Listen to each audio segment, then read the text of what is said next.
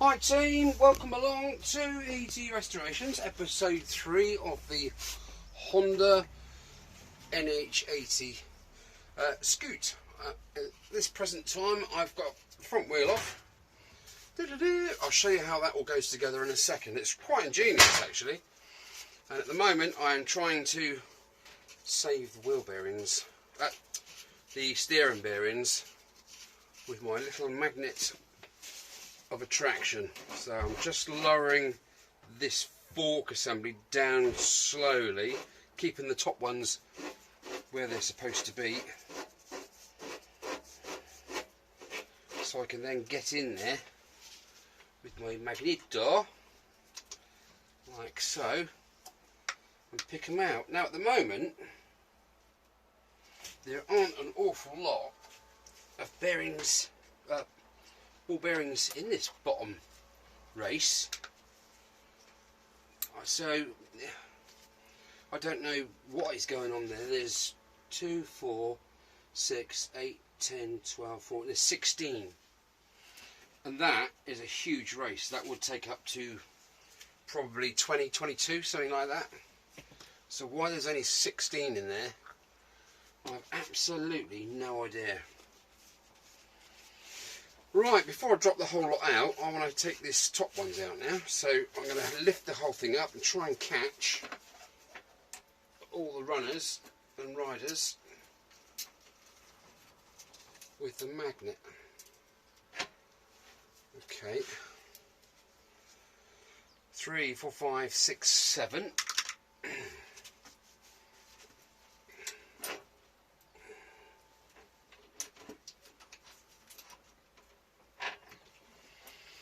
7, 8, 9, 10, 11, 12, 13. Unlucky for some.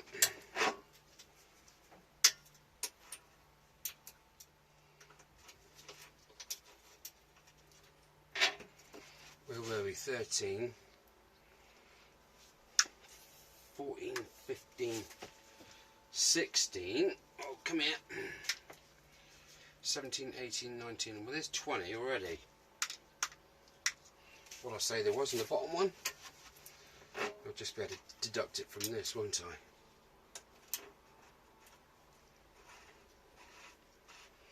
Right, that's empty, and that's empty. So we've got 22 in the top race, and it looks exactly the same diameter. So I'm not really sure what's going on there, to be honest. Now I can whiz this out.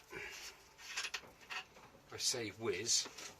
I've tried undoing, do beg your pardon, these two 10mm bolts which hold this front mudguard fender onto the assembly here, but both I've resisted because the nuts on the underside obviously are corroded badly.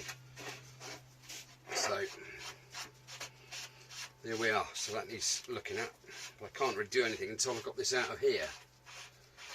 I've already giving them a squirt. Right, there we go. That should sit there quite nicely on its own, which it does. And I'll put these collars back on. That's weird how that top nut is actually the race as well. Keep it simplified, Honda. Why don't you? That was my knee clicking then. Just whop that back on there quickly, and that one, so I know where everything goes and in what order. Right, now I'm rather gummy bear at the moment. Let's have a super duper wipe, shall we? Fun W dozy. Aha! Look at that. You do the shake and back and put the freshness back. Do the shake and back and put the... Where did that come from? My God. I'm losing me marbles. Right, that's better. Right, ball bearings out the way. So 22 top. What did I say? 15 or 16 so at bottom. Well, there's some nice grease on there. That's pretty cool. The bottom race looks okay. first inspection. Yeah, I can see why that little sausage didn't want to undo, and that one. That one hasn't got a nut on it. It's actually a bracket welded to this fork. For fork's sake, that's proper rotten under there actually. I hope I'm going to be okay with that. Yeah, they're okay. Right, okay, that does need to come off before I can gain access to the bolts that hold these in. So, I've got a lot of cleaning up and hard work to do here, haven't I? As per usual. Right, I'm going to pause you there and get myself organised because I need. Might get a bit. No, I can't put heat on there because it'll start flipping melting things, won't it? Chuffing out Betty Swallocks, I'm telling you, flipping Nora. Right, well, the good news is I've managed to separate them. Okay, there's the underside obviously of the front mudguard. Now these parts here, these two sort of like fins if you like, they locate on these things, on these two pegs. And the only side that had any form of rubber was this one out of the 4 pegs, this one.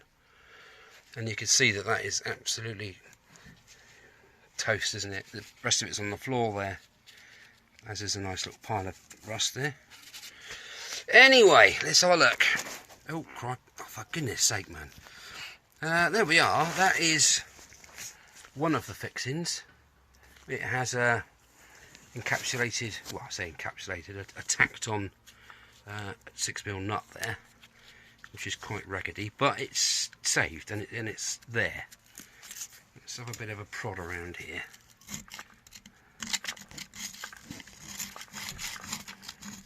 Yeah, surface. Yeah. Well, that's not too bad, is it? That's way better than what the Suzuki was, let's be fair. So that's alright. That'll just need a bit of a paraffin bath and then a good old wire wheel on that. That'll be fine. What have we got in here then? Freaking bee's nest. Oh, it's a plug of mud. I've got all their records. Absolutely brilliant. Okay, now what holds these suspensions, these dampers in here? I don't know. Okay, that looks to me like some sort of thing. What is that?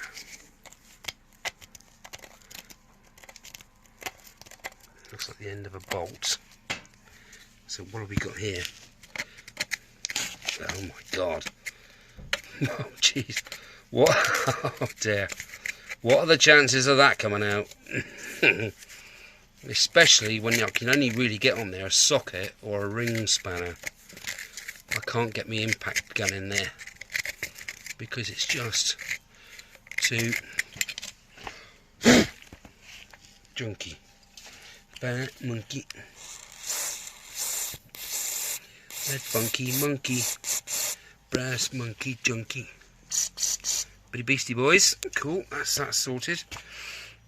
Now I'm not going to turn it over and do the other side because that will all fall out. I'm just going to let that sit there and simmer and do its thing. I've already lubed up these nuts and bolts. Film away from the light, you Burke. So that's all ready to go. I've cleaned up these tops. It's come up alright, isn't it? I do like that grey. It's very now, isn't it, that grey colour? When I run my finger around it to get the grease out, I found 3 more bearings, ball bearings. Therefore, the top one had 25 on it. And when I did the bottom one, when I stuck my finger up that bottom, I found another, what was it, 7 or 8, something like that, which is 25. So it's 25 top bottom, and they're all there. What I do then, chaps, is I put a bit of my old squirt in an old cap. Okay, chuck them in. Give them a bit of a long soak. I'll put some paraffin in later, but at the moment the paraffin's doing another thing.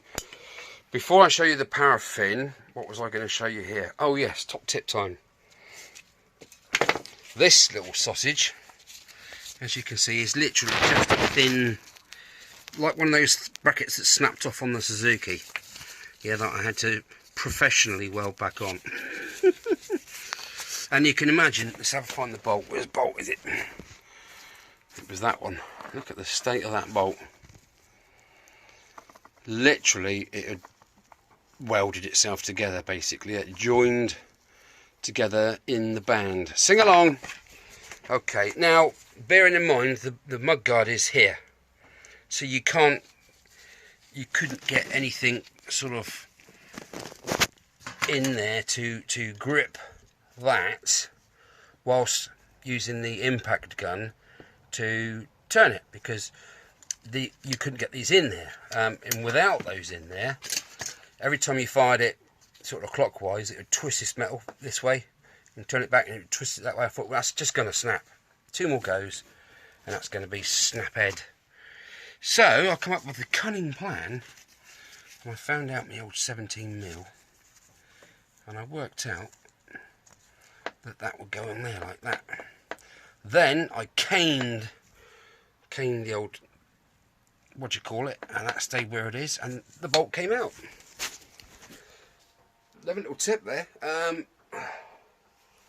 Like I say, if it's together, it'll come apart somehow, but don't just rush it and snap something off, because you'll just regret it. I've got fresh bolts to go in there, pretty much so, because I've got so many Honda nuts and bolts, it's bloody silly. So that's all good.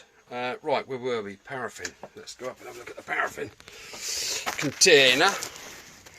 And here we are. Got any lightage on there? No. Let's put some lights on, so we can see. Oh God! So we can see what's what. That thing flipping awesome. I'm telling you, if you've got 80 quid floating and falling around in your pocket, and you've got Einheld batteries already, do yourself a favour, go and buy one. Yes, I have many things soaking in here, one of which is, this is the front hub, obviously, and it's triangular, sort of, Paul, it looks like a Wankel rotor, doesn't it? Not being funny or anything, but that obviously goes in here with the 3 points there, and then turns into these tabs, which I think is an absolutely brilliant idea, because once you bolt that together, there's no room for error, is there? It's locked in. I mean, the Suzuki style wheel, you only had this plate on one side, so therefore the aluminium, wheel itself, that piece, it's held on by one offset bracket. But this is, it's just better, I think. Now I'm hoping with a bit of one of these probably, and a lot of attention, a lot of love and care, and a very small amount of elbow grease and abrasive paper, I reckon that's not going to be too bad, you know. I reckon that's going to come up alright. Tyres coming off for many reasons. A, it's all cracked. B, we have very uneven wear. This side is just nothing left of it, basically. It's not far off on that side, but it's definitely wearing on that side. So you know what we've got to do later on, chaps, don't you? Got to sort the tracking out on the bike. Sorry, mechanic's joke, bad one as well. So this is all original, isn't it? That is proper original stuff there. There's no nut on there as such. It's just a metal part of this. It's got like a rubber seat to get a bit of flexibility. Yeah, it's a 3.5 by 10 inch, so we've got 10 inch rims. That's pretty cool. Like I say, I'm toying with the idea of the white walls. I know it's an American thing pretty much, but it's just going to give it that little bit of a pop, isn't it? Where it's just basically red and black. It's just going to make it dance a bit, isn't it? I don't know. Answers on a postcard. Tell me what you think. Got 3 different types of tyres: sport, white wall tyres, or the sort of like a intermediate winter tyre for what I probably really need, isn't it? I have ordered some decals. I've managed to find some. So yeah, I've got a pair of decals coming. I can't find an air filter, Andy McCall. Well, every time you go on sort of, let's say eBay, yeah, eBay for want of a better horror, you type in, yeah, Honda NH80. This is the H model, NH80H, and the year of it is early. So I think it's because they made the Honda Vision from sort of 84 to 96 in various guises, and all the stuff online, although it looks very similar, plastic Tupperware type thing, none of it will fit because this is the really early one. Okay. Anyway, it does show again like a square of foam that you can get for the air cleaner, and you cut it to whatever shape you want it and you stuff it in that air box. Another route I might go down, just to up that stupidly crazy, what is it, 4 horsepower? 3-4 horsepower, something like that, for an 80, I don't know. What I can ramp that up to sort of 6 horsepower by putting one of these efforts on there, as I've got many lying around all over the place. Thought just why use them. A Chinese carburettor for this bike. I'll do a teardown on this carb and see if there's anything that jumps out at me that is a reason why it's not on the road, apart from the guy having a crash and not wanting to get back on his bike, which is understandable sometimes. But I'll tear that one down, have a look at it. The Chinese one's about 25 quid all in. And what does that come with?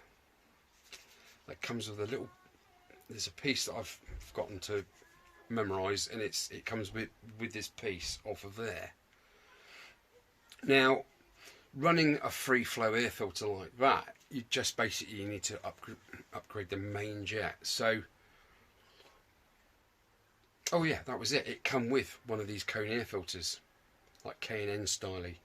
So I'm sort of thinking, well, I'll look at the size of the jet in this one. I'll message the guys in China, and I will ask them what size the jets are in their carbs, because if it's greater than this original carb, I'll go for it, because the greater airflow will be matched by the greater size hole in the main jet, which will allow more fuel through. So it kind of marriage made in heaven, isn't it, kind of thing. So that's further on down the line by a long way. Okay, well, I'm going to have a good look at those forks, see if I can get those rusted in bolts out to get the shock absorbers out of there, and then I'll attack the U-shaped part of the forks and see if I can clean it up and do stuff. Yes, anyway, putting this wheel to one side, we have many things in here. There we go, let's just pop that out of there. We have the brake housing, the front brake shoes. Incidentally, they weren't awfully bad, but they've probably got another 1,000 miles left in them, so I will replace. I've just bunged those 2 top hats in, just because, you know, we've got the front axle there, all nice and nicely. There are many things in here, many things, and it's all going through that process. Although you've got brake return springs on this front hub, you've got your 2 shoes in there, and then you've got return springs to pull the springs back off of the inside of the drum. You also have this spring on the outside here, somehow. Which way was it? Yeah, that way, I think, something like that. And for extra ungrab. Yeah, I've never seen that before. Answers on a postcard. I don't know. Right, let's put that back in to Soaksville. And I'm going to go get myself a brew, I reckon. I reckon I deserved it. Good result getting those mudguard bolts off of there. Just thinking outside the box is always a good backup plan, isn't it? Sometimes things just don't go right. I'm surprised that bracket didn't just shear off when I was attacking it with the flipping windy gun, not the windy gun, the impact gun. But there we are. It worked. It is good.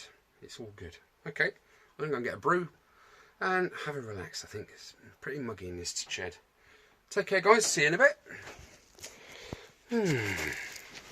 Okay, suspension units are out. Those 2 bolts, no problem whatsoever, because it's a Honda.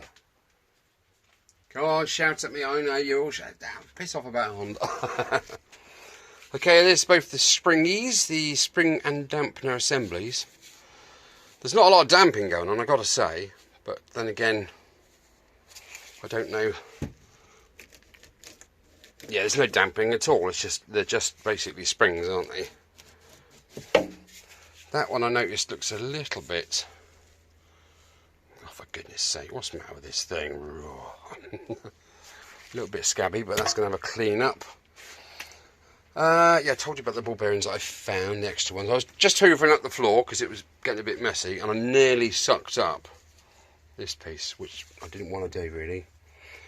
That piece has come off of the engine because I'm just about to take the cowl off, which is the cowl which fans air all around the engine, because it's air cooled, but once you've got all the panels on, the whole hairdryer is enclosed, isn't it? So therefore there's the intake.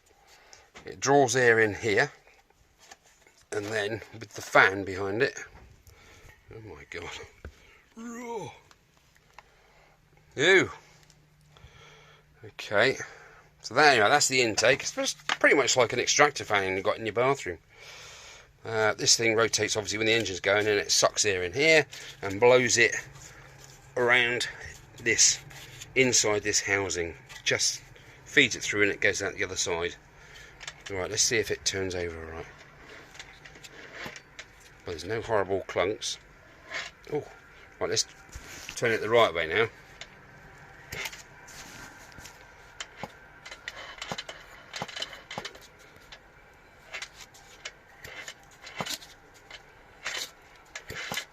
That's good. That's got some proper compression there.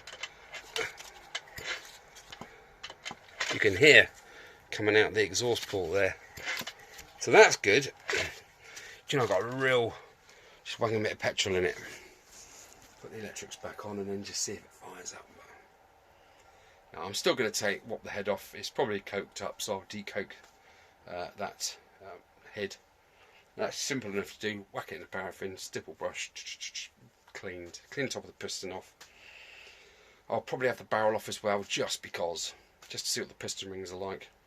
Or I might do no, I won't do a leak down test because it's a 2-stroke.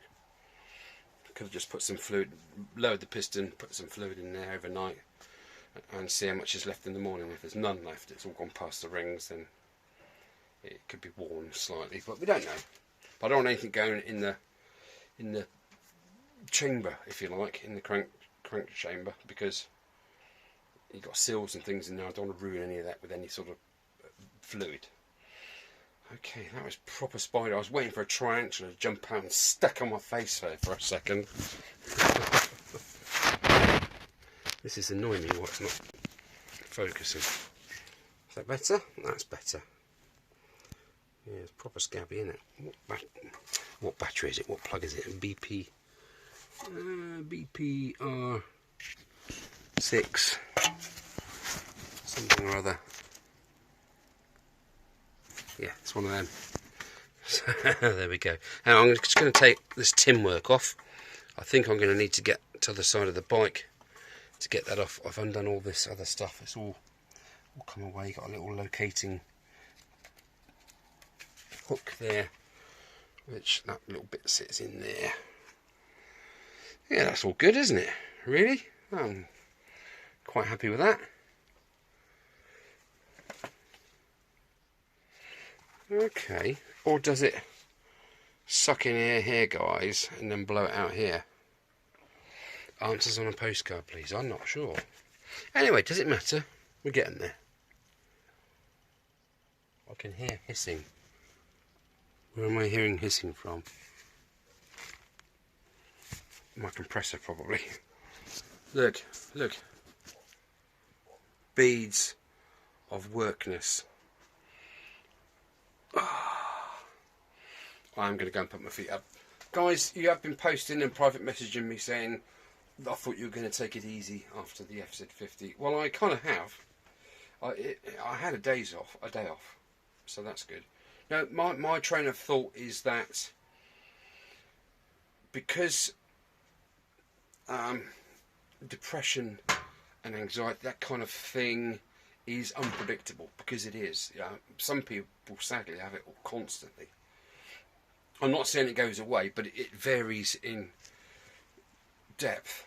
At the moment, I feel fine, and I know how hard it is to try and get back in the shed once it has a flare up again, kind of thing. I'm probably not explaining myself well, but at the moment I'm in a good place. So therefore I'm making hay while the sun shines. There is going to come a day where I'm going to get up and I'm not going to want to look in the shed. So yeah, that's the reason I'm just cracking on. I think finishing off the FZ50 is, you know, to that sort of standard, and it's running and everything. I've been up and down the road on that. I must get Caroline to record it. It is funny, it's brilliant.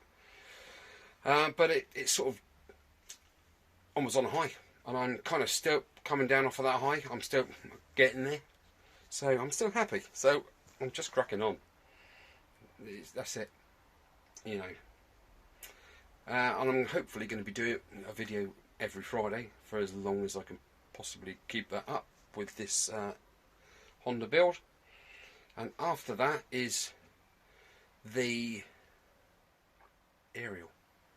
Now I'm not, and the Pooch. I'm not going to do the Himalayan strip down now. Shock news, I'm selling it. I've not advertised it yet, but it's going. Okay, I am going to go down the road of maxi scooter. Okay, because, you know, I like the sound of the wind blowing through my vagina when I'm riding. No, it's comfort. It's most importantly, I've been on Caroline for years about getting on the back of the bike, and she's kind of almost getting there. When I mentioned the Bergman and explained to her what the 400 650 mainly is all about, she was like, oh, okay. So any chance of me getting on the back of a bike, the only way I'm going to do it is on a maxi scooter. Okay, so there you go, big bombshell to end on. Okay, cool. Might catch you in a bit. Oh my God, shock horror. Bring you flowers in the pouring rain. Why? Why would you do that? That's ridiculous. Right, let's carry on. Yes, I am talking to myself again. Caroline's been painting the framework for the gazebo. Look at that, it's all new black. I thought you were talking to yourself. Well, it's been known. It's not unheard of, is it? Clean work surface. I'm getting good at this. Right, here is the front hub. Here is the front wheel. And that kind of goes... Where are we? Sort of... How are you supposed to do this without scratching all the paint off of it after you've done it? I have no idea. I'm going to lose my tits with this. I can see it coming. Because it's nigh on impossible. Right. And it sort of keys up in there, both sides, like I said earlier. Why am I doing this? You already know this. I'm stupid. Right, so that's that. But as you can see now, it is. That's going to be all scratched. That's going to be all scratched. Why do I do this to myself? I don't know. Okay, let's put this out of the way because that was just for purposes only. Right. Bin. I've got a bin bag there. That's handy. What I've just managed to do is knock out these horrible grassy things. This one actually isn't too bad. Listen to this one. Flipping terrible, isn't it? No, it is crusty. You can feel that grind in there. Grind right there. Grind. So there's flat sides to the bearings in there. Here is the spacer out the middle, complete with scratches, rust and cobwebs. Bargain. Now I've topped the seals out, and what I'm going to do is I'm going to keep them all. Okay, this one obviously is there. and that one is off the front, hubba off of there. What I'm going to do, because I've been on that last job, I ordered stuff through, came through, like these front suspension pivot kit, bearing, bushes, replacement, debris, all wrong. And they only list one kit for that bike. Rubbish. So I'm basically going to keep everything up here in my keep everything drawer. So when the parts turn up, I can then, I'm going to give it a bit of a blowout now. Yes, I am. A bit of a paraffin. I put it in there for the time being, otherwise I'm going to lose it. Yeah, all little bits like that are going to go up there, and I'm going to tick them off as they turn up. So basically, front and rear bearings, front and rear shoes. Yeah, I am going to buy new shoes for it. I was really tinkering with just keeping the old ones. Depends if they're a tenner, I'll throw a tenner at it. Simple as that, isn't it? Now, these I've had under the wire brush, as you can see, on the old drill of desire there. So that's literally cleaned up, paraffined, waxed, oiled, de-cleansed, and it's both of them are literally ready now. I'll tell you what, that wheel, didn't have to get, that was rusty as hell in there. Cleaned it right up. So that, I've just got to mask that off there, and then mask that bit off. We'll put a bit of blue paper towel in there, and that's ready for paint. That's ready for paint. That's what I'm doing this afternoon. What am I putting on there? I am putting on there, where is it? This stuff, Parkside. So it is a Lidl's paint, and we'll see how it goes. I'm going to give it a try because it is designed for exterior sort of alloy, and this is kind of exterior alloy, isn't it? Yeah, I'm going to give it a blast and see what happens. It says it doesn't need lacquer, it doesn't need prep, but I have prepped it. It doesn't need primer, it's all kind of in one, and it's silver, so can't go wrong really, can it? I've never used this product before. The ones I have used before pretty much are the acrylic wheel silver from Simon Eyes and stuff from Halfords. The Halfords silver is good. The Halfords satin black is rubbish. The Simon Eyes satin black is brilliant. So it's not good, is it? Because some brands, some parts of their range of paints are good, some are okay, and some are shit. Well, you don't want that. You want one brand that is good across the board, because you're using different style paint, different makeup. You know, some of that Simon Eyes stuff, I swear by, is what do you call it? Yeah, acrylic. That's what I was looking for. And other stuff isn't. It's enamel or the other one or two. So it's all about budget, I think, isn't it? I'd like to go 2-pack paint everywhere, but that is astronomical. And for something like this little NH80, I've got an itch. It's just throwing money at good money after bad, isn't it? Kind of thing. But there we are. Okay, I need to clean out this piece here a little bit. Just get me one of those rags in there. One of those flipping super duper wipes. Oh look, here's one I had earlier. It's going a bit dry now. Need to moisten it up a bit, boys. Look at that, like you see. Groovy. And another thing what I like about these cloths is everything. Now it's when you're say I've given that a blast over or that a blast over with this, just it's like a tack cloth. Because when you've done that and it's dried off, the paint sticks to it like glue. That's all right. That's job enough. Bit of brown blue paper towel in there. Jobs are good. Right, I've got to stop babbling and get masking, haven't I? Episode 3. Doobry doo.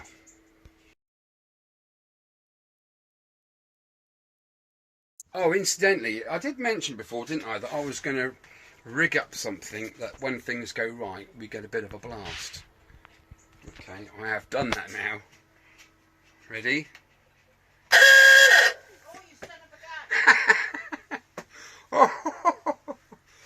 We're going to get a awooga when things go right. The trouble is, it makes me jump out of my fur, honestly. I nearly shat 2 bricks when I first did that. I was doing the screws up on the switch there and I accidentally flicked the switch on. Of course, it's not a spring-loaded switch, it's an on or off, so it was just... Ah! You stop doing that. Oh, Martin and Bex. That's You funny. Scared the hell out of me It's again. proper funny, isn't it? Stop it! Shit. Groovy. Well, I've managed to de-rustulate the ends of these, which is good. And I thought, well, I'll pop the centre pins out because obviously this is a pivot, isn't it? And when the transmission goes, no, the forks go up and down. These do move slightly, so they need bushings, which are there, which aren't in too bad a nick. Thank you, my darling. Which aren't in too bad a nick, so they're going to be rehoused. They've been on the list for years now, so they're going to be rehoused. Okay. Right, so I'm going to paraffin those 6 pieces like that. I'm also going to paraffin out in here because if you can see or not, see that crud in there? It's like sandpaper, isn't it? It's not doing anybody any favours. So I'm going to paraffin those ends out. These are going to get a shot of satin black, these pieces, as are a couple of the other pieces. Right, before I do paintwork on this, I have blue paper towelled, and I have blue paper towelled this in the various holes. Now, I don't need to do anything on this side because literally this side doesn't get painted. It's just around the collar area, around there, and the front face. Well, this one I have to do both sides, obviously, like so. And top tip is to get yourself a piece of cardboard. You can see the mark I've already made. Sort of centralise your jobby sort of type thing. Give it a really good press, like so, and it gives you a template to cut out. If you cut outside the line, you should be able to just wedge that down inside this lip, and it should hold fast enough for you to do your spraying without using any masking tape. So, top tip. Full of it, aren't I? Right. Oh, look at that. Oh my days! You all want a glass of lemonade now, don't you? There you go. That's it. Ah, just what the doc ordered. I hope it's diet lemonade.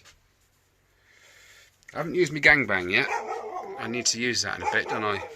Give it some finger blasting. Another day dawns in the shed of delight today. I am going to be painting these.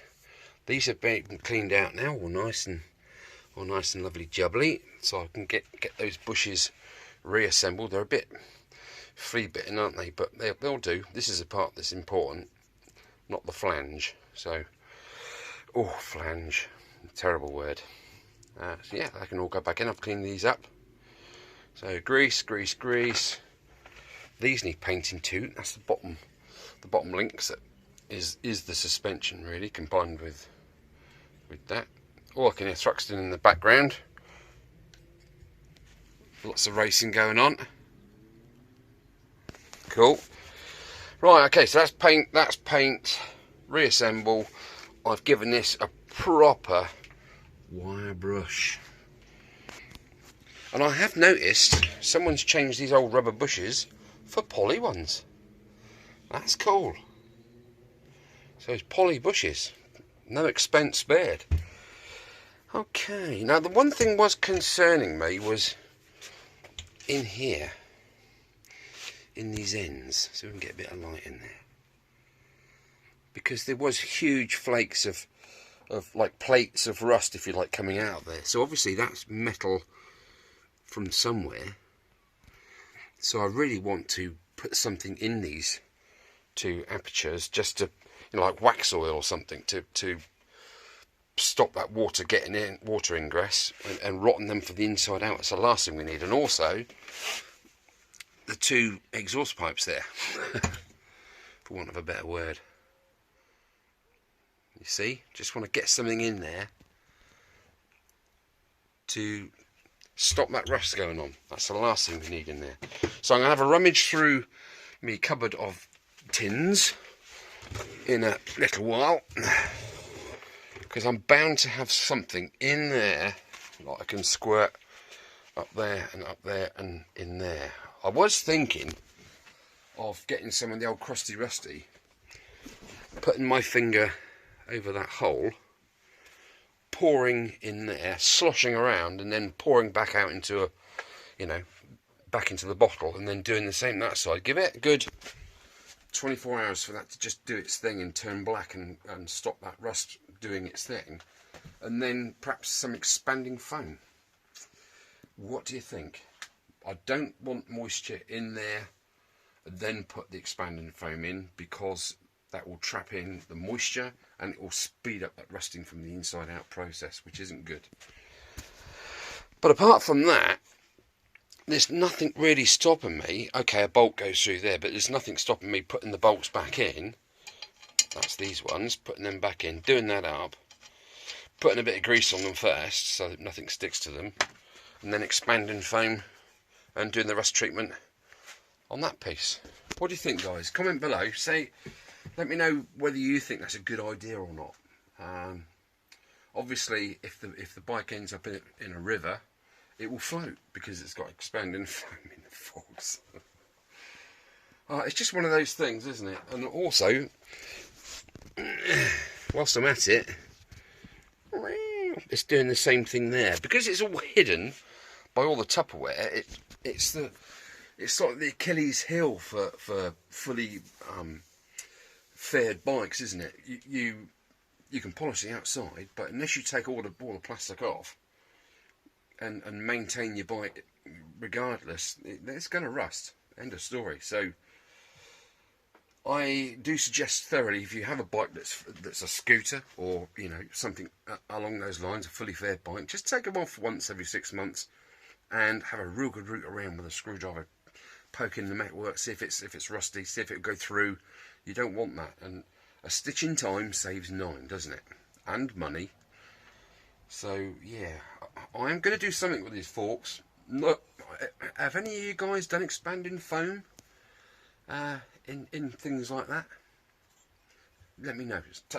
Tell me if I'm mad or whether I'm stupid. So yeah, that's good. Like I say, it's ready for paint almost. I just got to fluff it up a bit and just wipe it down again. Get rid of these tin worm marks. Bit of sandpaper, a bit of on there, I guess. And just structurally it's sound, but it's on the brink of not being sound, isn't it? Really, another couple of years out in wind, rain, and salt, and that's going to be useless. So I need to stop the rot right now. Right, okie dokie. Then I want to try and get that tyre off, so I can do the wheel rim.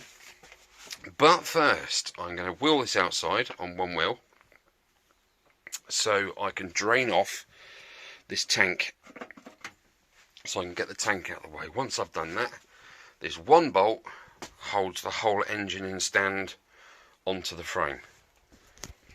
Then I can proper attack the rest of it and crack on. Lots to do. The sun's out. I need a brew, I think. Yeah, like I say, comment below about those forks. What would you do in that situation? Okay. Alright, catch you in a bit. Yeah, I can't believe the slugs have been eating it either. Right, we've gone on a bit of a pace here. Right, let's get into the meat of it pretty much. Taking the bolt out, there's the engine, but the engine's still connected to the frame via the rear brake cable. I can't get to the nut on the rear brake cable. Well, I can with a little 10mm spanner there, but I can't get any purchase on it, and it's proper seized, welded it on there. So I thought to myself, if I just whip the rear wheel off, we'll be able to use my impact gun to undo this mofo nut. And trust me, we've had the breaker bar on there, and we've had the breaker bar stuffed up there for some extra leverage. whilst I've tried to hold this in situ using the handle of my hammer wedged in there. Can we budge it? Can we bugger? I had to stop using the hammer gun because it started to misform the nut. It's on that tight. That is flipping ridiculous. Winnie, don't bark. Should be something like 115 newton meters, that rear nut. That's got to be, I don't know, over 200 easily. So my next attempt, I'm going to heat it out. I didn't want to heat it, but I'm going to have to heat that nut up. Winnie, And see if I can Winston. impact gun it off. Flipping heck, tell you what, it's warm enough without this. It's funny, I was just saying on the last episode that there's not been any real issues with the bike. You know, even the engine bolts have fallen out because they've got copper slip grease on them. It's mad, isn't it? But anyway, we'll get over this. We will get over this. It's just a nut, isn't it? Flipping heck. Right, I'm going to crack on. Hopefully, I can get the sodden thing off. Well, it's certainly making me work for it. Look at this. Flipping Nora. Well, I've managed to get that 10mm nut off, bolt off. Well, I haven't. The head's sheared off. So that's going to have to be drilled and tapped. Again, it's the old steel in alloy, isn't it? So this must be the original rear brake cable. It has to be. Right, okay. I reckon that's original mileage. There's a lot of things now telling me that's the original mileage. Okay, so that's good. Anyway, so here is the brake cable that's probably longer than my car. Brake cable. And it's beautiful. It really flows properly nicely. So I have an option now with this. That nut just will not come off. I've given it tons of heat. It's literally been glowing. So what I'm going to do is I haven't got a nut splitter, sadly. So I'm going to drill a series of holes in a row there going out towards the tip. And hopefully I'll get some penetrating fluid in there and leave it for a little while and see if it will wind off then. I can't really get a hacksaw in there anywhere. I do not want to touch this axle. I do not want to harm that axle. So I'm hoping that a series of holes there will act as like a nut splitter in effect and just drill a nice little line of holes. That should get it off. The beauty is I have spare nuts. For that Suzuki, oh, sorry, get a close up of my nostrils. For the old Suzuki, my old friend sent me, he said, oh, you need a couple of, I'll send you a couple of wheel nuts as well, because I didn't have any wheel nuts. Which he did. Here's one, anyway, so that's cool. But I do have a huge castellated one, which will be even better, because I can then put a split pin in it. But I can't seem to flipping find it. It's here somewhere. So anyway, I found that one. I thread it on the axle, and it's the same thread.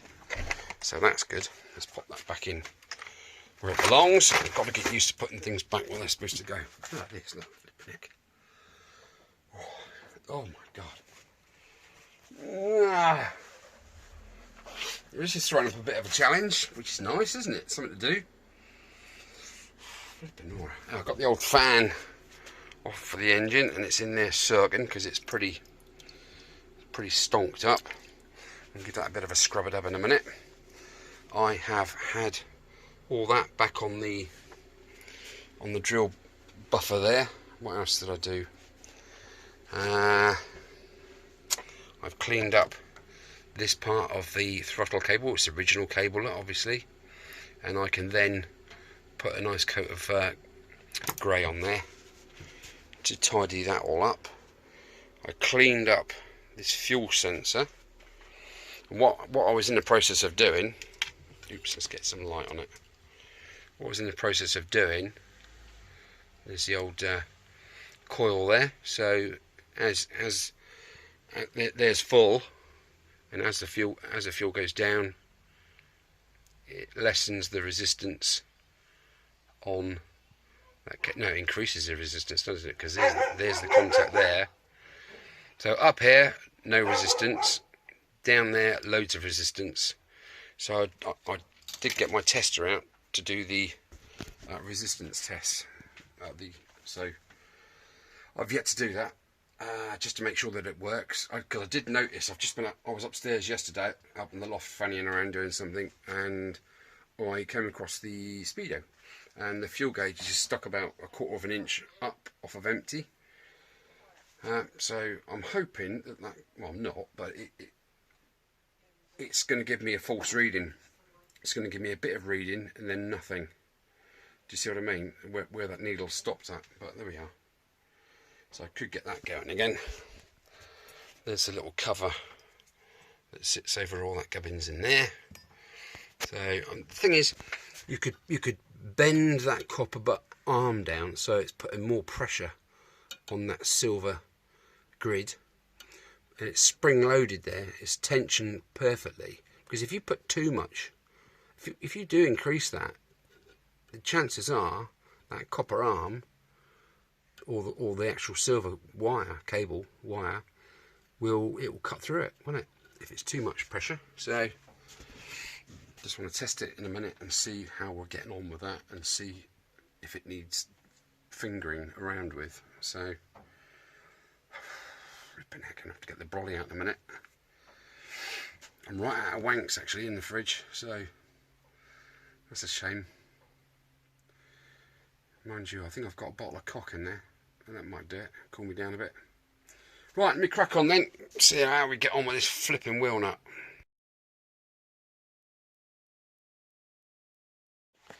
Well, I've done a series of holes.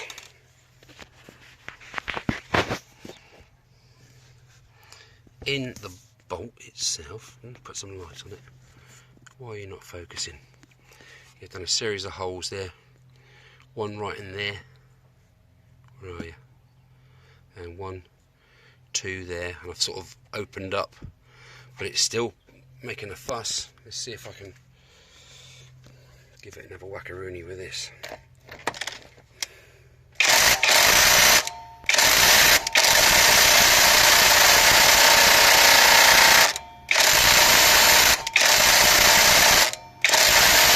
We have slight movement. If you watch that gap there,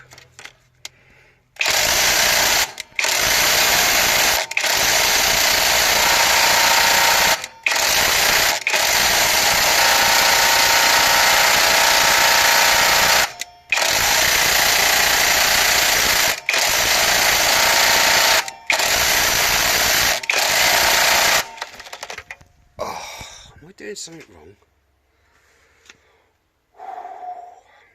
It's definitely lefty loosey. I've checked the threads on it. Right, cold chisel next, and try and split down that where I've drilled the 3 holes. It's getting a bit drastic now, isn't it? But I've always said, if it's been put on, it can come off, and it will come off. I just thought it might come off then with the impact gun, but to no avail. Slight movement, probably about 1 mil each way, but for some reason it seems locked on there. I don't get it, but anyway, I'm going to stick at it.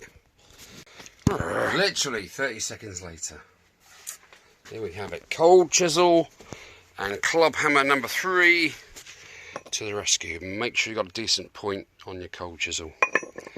So I give it a good old smack. Literally, I give it 2.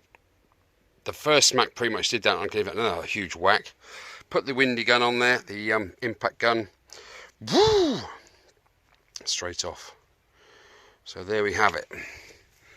It is off. And I can now crack on with taking the wheel off.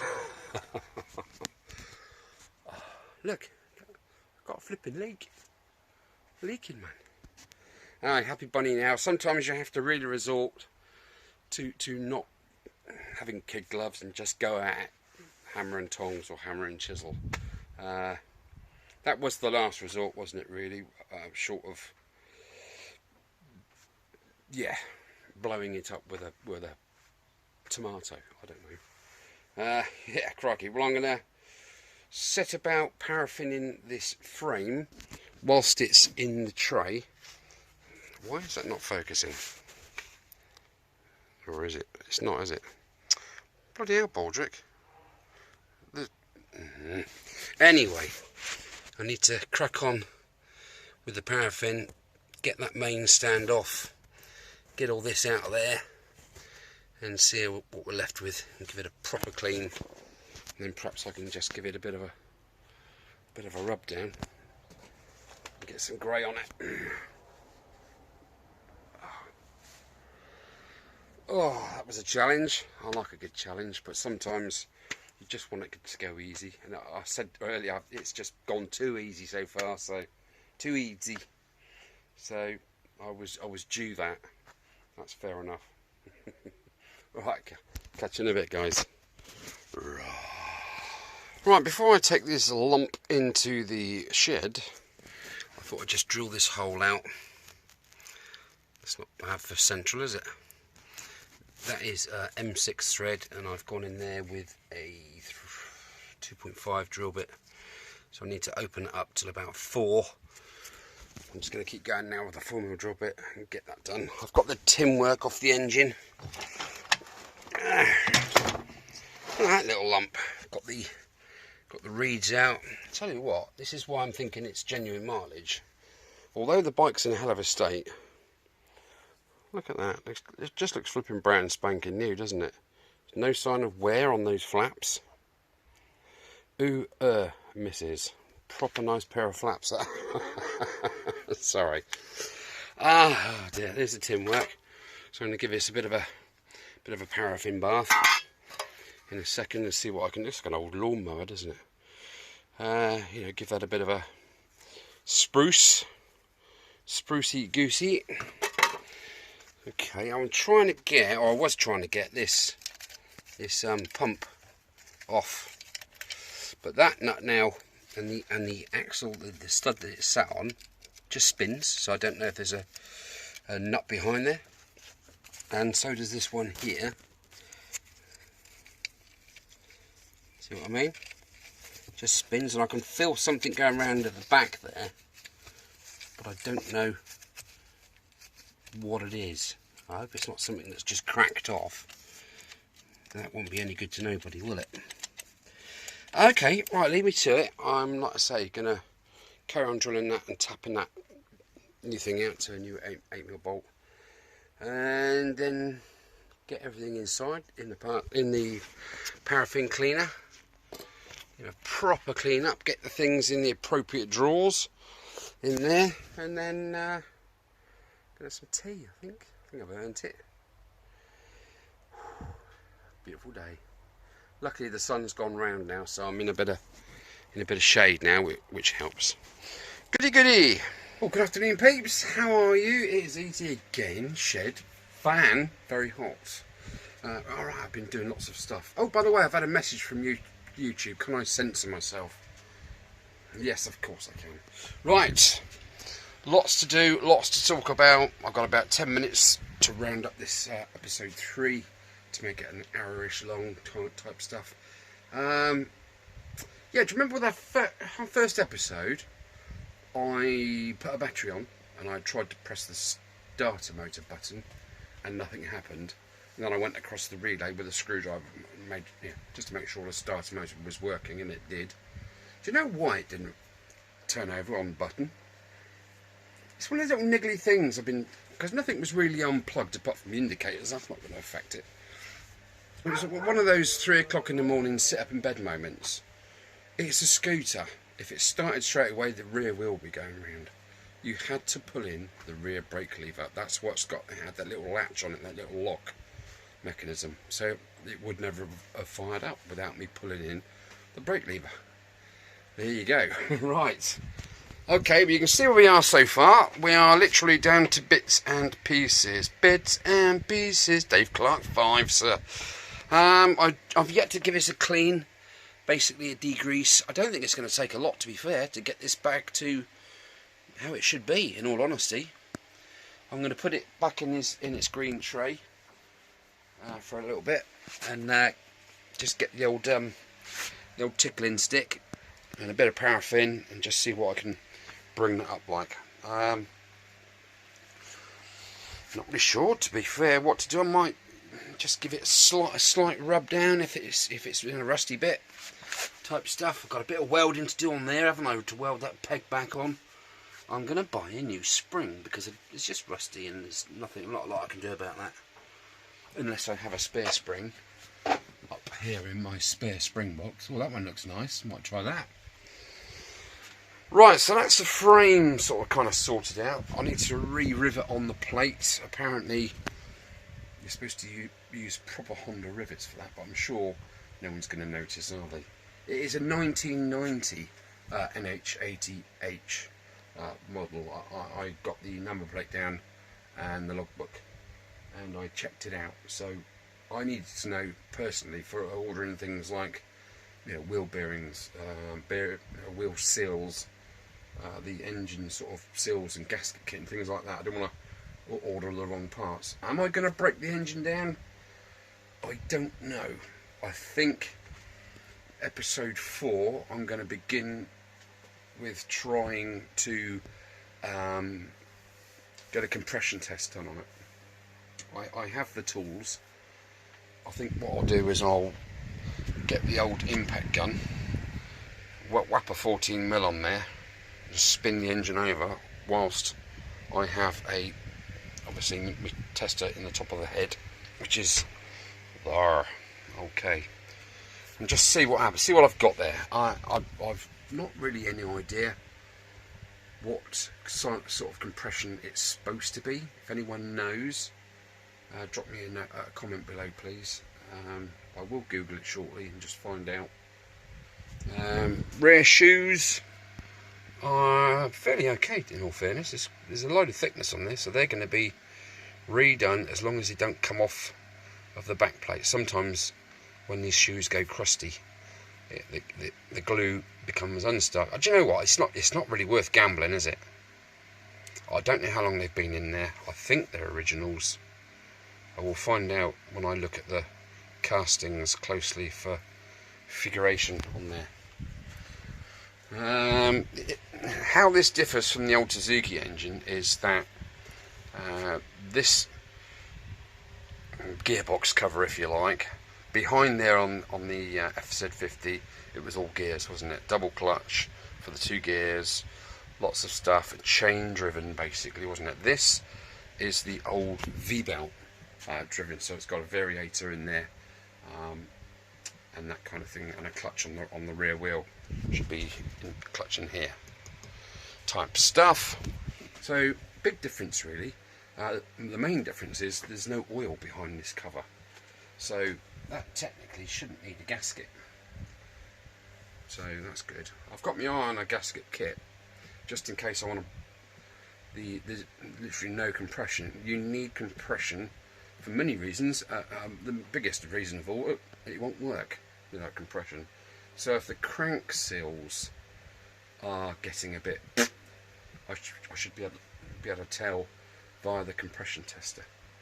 So that's that. Pretty much the wheel hub and the brake carrier are all done, as are the foot peg underplates. What else can I do? The oil container, the 2-stroke oil, that's all cleaned out and clean and dry, so that can go actually upstairs out the way. That's another thing to go indoors. I got the engine metal cover, head plate, air ducting type stuff. I have spent many hours shining that up.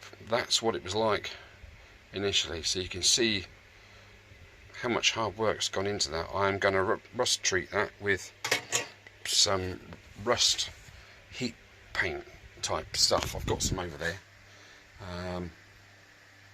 So yeah, I don't think it needs primer. I will read the label on that can. This is all prepped and ready to be painted. Same with that. I've done that inside and out. That's ready to go. I've done the lid for that already. That is the air valve. 2 lower suspension legs which connect to the forks, and the springs the other side, which are out here. There's that caplet that goes on that thing, that air valve. I've just painted that little bit on that elbow. That's the throttle cable. Splits there twice. There are the springs, front dampers, whatever you want to call them, suspension struts. They've had a coat of paint on them, and I'm just going to give them the second coat. Right, it's black gloss, which goes straight on to bare metal, clean bare metal. So that's good. I am going to do these fork legs, these pivot brackets at the bottom. They're going to be the same colour. So is the forks. I've not completely clean those forks, but I've not gone over them with the wire toothbrush. So that needs to be done. So lots of little bits and pieces. I found that pipe on the floor when I lifted the engine up onto the counter here, and that is literally the oil feed pipe from that black tank that I've just thrown outside the shed. Little filter in there, let's see. So I need to get that in the paraffin and get that all cleaned up. So that's good. That needs to go in the paraffin. That's a seat hinge. So all in all, I took the switches off. Yesterday I literally put both switches in the bath. Just submerged them completely and utterly, and the switches feel a lot better today. But still, they still feel a little bit on the gritty side. So there we are. I've given the electrics a bit of a scrub, well, a bit of a soak. I will endeavour to.